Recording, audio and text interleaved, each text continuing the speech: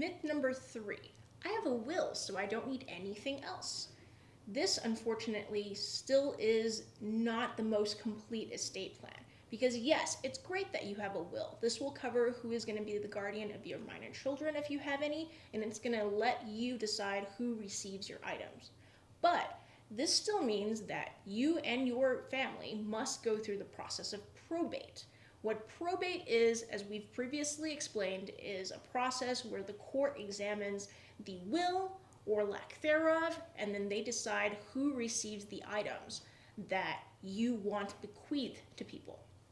Now, the problem with this is that oftentimes it takes forever. An average will process, even with the smallest estates, will take you about 3 to 4 months. A large part of it is simply because the courts are completely backed up on the most common occasions, and on a more complex estate, you're going to have your family have to deal with taxes, you're going to have to deal with posting, you're going to have to deal with publication, and there is absolutely no privacy.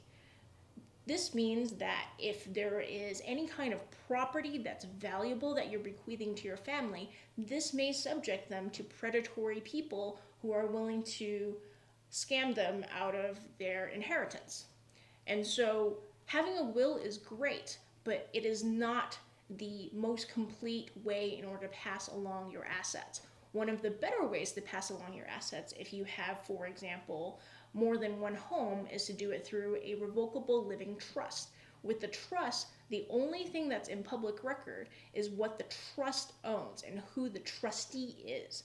The rest of it is private. Who gets the items, how they get the items, you can dictate that on your own. A less private but much faster process for real property is also called a deed upon death. What that means is it says once you've passed away, then your property gets passed on to your loved ones immediately. All they have to do is present a death certificate along with a transfer deed that is signed by them.